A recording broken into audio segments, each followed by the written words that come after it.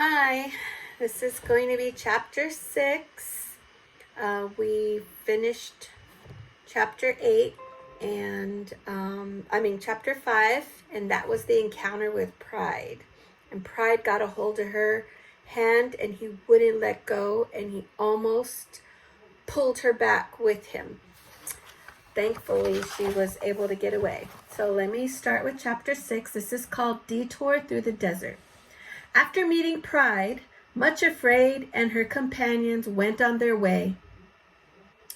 But she was obliged to hobble painfully and could go but slowly.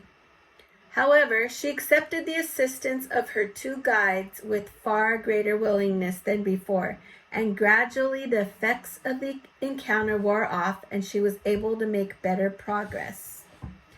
Then one day the path turned a corner, and to her amazement and consternation, she saw a great plain spread out beneath them. As far as the eye could see, there seemed to be nothing but desert, an endless expanse of sand dunes, with not a tree in sight.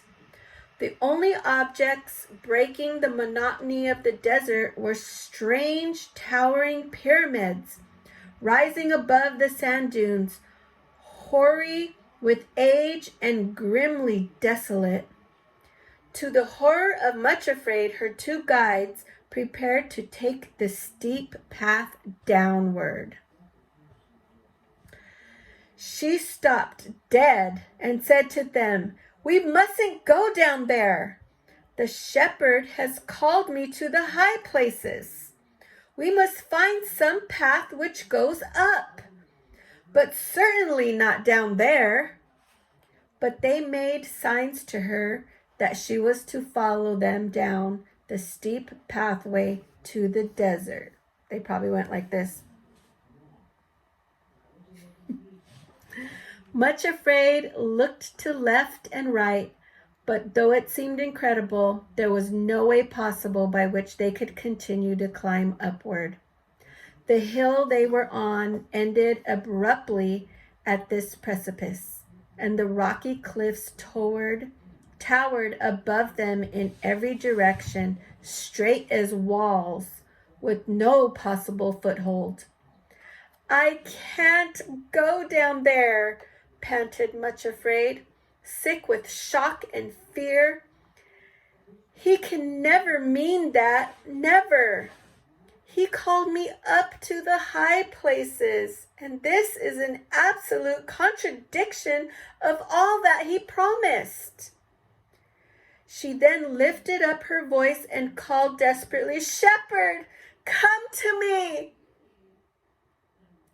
Oh, I need you. Come and help me." In a moment, he was there, standing beside her. "Shepherd," she said despairingly, "I can't understand this. The guides you have gave me say that we must go down there into that desert, turning right away from the high places altogether. You don't mean that, do you? You can't contradict yourself. Tell them we are not to go there and show us another way. Make a way for us, shepherd, as you promised." He looked at her and answered very gently, "That is the path, Much Afraid, and you are to go down there." "Oh no," she cried. "You can't mean it." Sorry, I'm laughing. I just look at Much Afraid like a big whiner. But how many times are we big whiners? "You can't mean it. You said if I would trust you, you would bring me to the high places, and that path leads right away from them. It contradicts all that you promised." "No," said the shepherd, "it is not contradiction, only postponement for the best to become possible."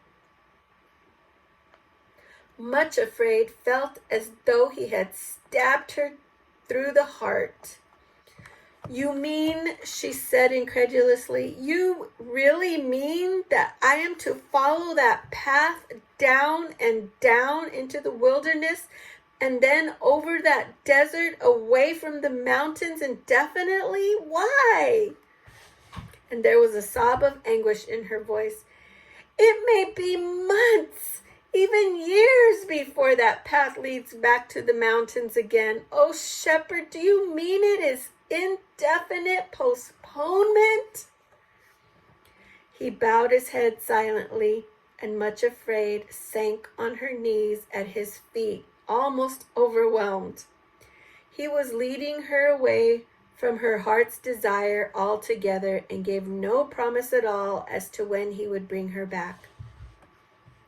As she looked out over what seemed an endless desert, the only path she could see led farther and farther away from the high places, and it was all desert. Then he answered very quietly, Much afraid, do you love me enough to accept the postponement and the apparent contradiction of the promise and to go down there with me into the desert? She was still crouching at his feet, sobbing as if her heart would break. But now she looked up through her tears, caught his hand in hers, and said, trembling, I do love you. You know that I love you. Oh, forgive me because I can't help my tears. I will go down with you into the wilderness right away from the promise if you really wish it. Even if you cannot tell me why it has to be, I will go with you, for you know I do love you, and you have the right to choose for me anything that you please. Wow. Do we trust God that much? That no matter what, we just believe that He has the best for us? That He has a bigger plan and a bigger purpose? It was very early morning, and high above them, hanging in the sky over the silent expanse of desert, was a young crescent moon and the morning star shining like a brilliant jewel close beside it. There, Much Afraid built her first altar on the mountains, a little pile of broken rocks, and then, with the shepherd standing close beside her, she laid down on the altar her trembling, rebelling will. A little spur of flame came from somewhere, and in an instant, nothing but a heap of ashes was lying on the altar. That is to say, she thought at first there were only ashes, but the shepherd told her to look closer, and there among the ashes she saw a little stone of some kind, a dark-colored, common-looking pebble. Pick it up and take it with you, said the shepherd gently, as a memorial of this altar which you built and all that it stands for. Much Afraid took the stone out of the ashes, scarcely looking at it and feeling that to her life's end she would never need a reminder of that altar, for how could she ever forget it or the anguish of that first surrender? But she dropped the pebble into a little purse or bag which the shepherd gave her and put it away carefully. Wow. It's making me think, have I ever created an altar to the Lord with my pride or my doubts and fears and just surrendered them at that altar so He could just zap them away from my life and leave me with a reminder? I think I have, but it sounds so specific and so I don't know, just the imagination. Like, I don't have a little pebble. Maybe I'll just get a pebble and write one for myself. But it's so beautiful, the imagery. Okay, let me go on.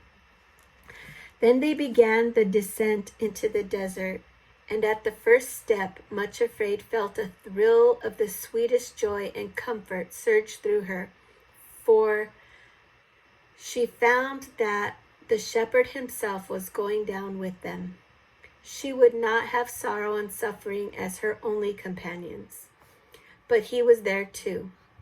As she started down the path, he began a song which Much Afraid had not heard before, and it sounded so sweet and comforting that her pain began to melt away. It was as though the song suggested to her a part, at least, of the reason for this strange postponement of all her hopes. This is the song he sang. The Closed Garden, that's what it's called. A garden closed art thou, my love, where none thy fruits can taste. A spring shut up, a fountain sealed, an orchard run to waste. Awake, north wind, and come, thou south, blow on my garden fair, that all the spices may flow out as perfume on the air. They reached the desert surprisingly quickly, because although the path was very steep indeed, Much Afraid was leaning on the shepherd and did not feel her weakness at all. By the evening of that same day, they were down on the pale sand dunes and walking toward some huts built in the shadow of one of the great pyramids, where they were to rest that night. At sunset, when the sky burned fiery red over the western rim of the desert, the shepherd led Much Afraid away from the huts to the foot of the pyramid. Much Afraid said, "All of my servants on their way to the high places have had to make this detour through the desert." Oh, hold up, I read that wrong. Let me start over. Much Afraid, he said, "All of my servants on their way to the high places have had to make this detour through the desert. It is called the furnace of Egypt, and in horror of great darkness." Genesis 15, 12, and 17.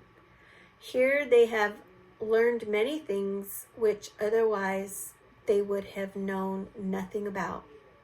Abraham was the first of my servants to come this way, and this pyramid was hoary with age when he first looked upon it. Then came Joseph with tears and anguish of heart, and looked upon it too, and learned the lesson, the furnace of fire. Since that time, an endless succession of my people have come this way. They came to learn the secret of royalty, and now you are here, Much Afraid. You too are in this line of succession. It is a great privilege, and if you will, you also may learn the lesson of the furnace and of the great darkness just as surely as did those before you. Those who come down to the furnace go on their way afterwards as royal men and women, princes and princesses of the royal line. Much Afraid looked up at the towering pyramid, now shadowy and black against the sunset sky, and desolate as it looked in the waste of desert, yet it seemed to her to be one of the most majestic objects she had ever seen. Then all of a sudden the desert was full of people, an endless procession of them. There was Abraham himself and Sarah his wife, those first lonely exiles in a strange land. There was Joseph, the betrayed and wounded brother who had been sold into slavery, who when he wept for his father's tent saw only the alien pyramid. Then one after another she saw a great host which no man could number, stretching across the desert in an endless line. The last one in the line held out a hand which she took, and there she was in the great chain herself. Words came to her ears also, and she heard them quite plainly. Fear not, much afraid, to go down into Egypt, for I will there make of thee a great nation. I will go down with thee into Egypt, and I will also bring thee up again. Genesis 46, 3-4. After this, they went back to the huts to rest that night. In the morning, the shepherd called Much Afraid again and led her away. But this time he opened a little door in the wall of the pyramid and took her inside. There was a passage which led to the center, and from there a spiral staircase went up to the floors above. But the shepherd opened another door leading out of the central chamber on the ground floor, and they entered a very large room which looked like a granary. There were great piles of grain everywhere except in the middle. There on the open space, men were threshing the different kinds of grain in many different ways and then grinding them to powder, some coarse and some finer. At one side were women sitting on the ground with hollow, smooth stones before them, grinding the very best of the wheat into the finest possible powder. Watching them for a while, Much Afraid saw how the grains were first beaten and bruised until they crumbled to pieces. But still the grinding and beating process continued until at last the powder was fine enough to be used for baking the best wheat bread. See, said the shepherd gently, how various are the methods used for grinding the different varieties of grain according to their special use and purpose. Then he quoted, "Dill is not threshed with the threshing instrument, neither is a cartwheel turned about upon the cumin, but dill is beaten out with the staff, and the cumin with the rod. Bread corn is bruised, but no one crushes it forever, neither is it broken with the wheel of a cart, nor bruised with horsemen driving over it." Isaiah 28, 27 and 28. As Much Afraid watched the women pounding the bread corn with their heavy stones, she noticed how long the process took before the fine white powder was finished and ready for use. Then she heard the shepherd saying, "I bring my people into Egypt that they too may be threshed and ground into the finest powder and may become bread corn for the use of others. But remember, though bread corn is bruised, no one threshes it forever, only until the bruised and broken grain is ready for its highest use. This also cometh forth from the Lord of hosts, which is wonderful in counsel and excellent in working." After this, the shepherd took her back to the central chamber, and they ascended the spiral staircase, twisting up and up into the darkness above. There, on the next floor, they came to another and smaller room, in the center of which stood a great wheel, flat like a table. Beside it stood a potter who wrought a work on the wheel. As he spun the wheel, he fashioned his clay into many beautiful shapes and objects. The material was cut and kneaded, shaped as he saw fit, but always the clay lay still upon the wheel, submitting to his every touch perfectly, unresisting. As they watched, the shepherd said, "In Egypt, too, I fashion my fairest and finest vessels and bring forth instruments for my work according as I see fit." Jeremiah 18.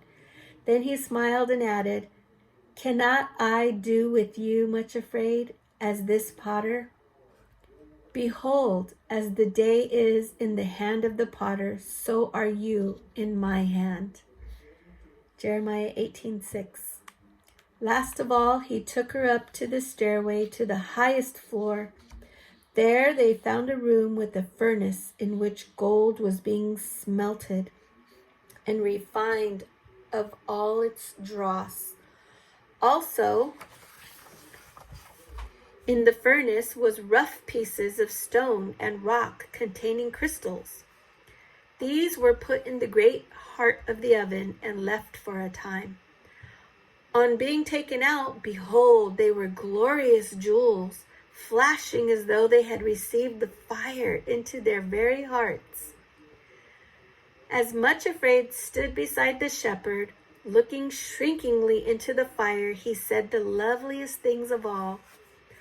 O thou afflicted, tossed with tempest, and not comforted, behold, I will lay thy stones with fair colors, and lay thy foundations with sapphires. And I will make thy windows of agates, and thy gates of carbuncles, and all thy borders of pleasant stones. Isaiah 54, 11 through 12. Then he added, my rarest and choicest jewels and my finest gold are those who have been refined in the furnace of Egypt. And he sang one verse of a little song. I'll turn my hands upon thy heart and purge away thy dross. I will refine thee in my fire, remake thee at my cross.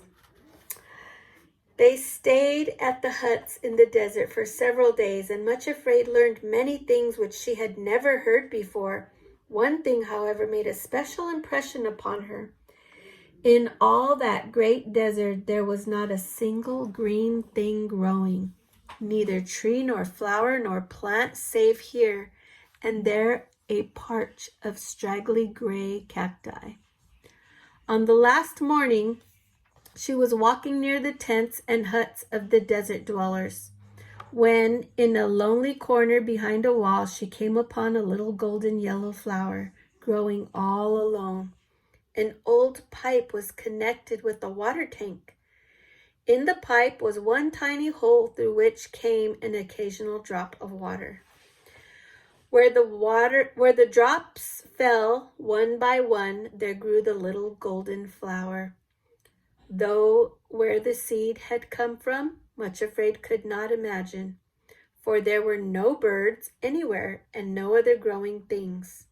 She stopped over the lonely, lovely little golden face, lifted up so hopeful and so bravely to the feeble drip, and cried out softly, what is your name, little flower?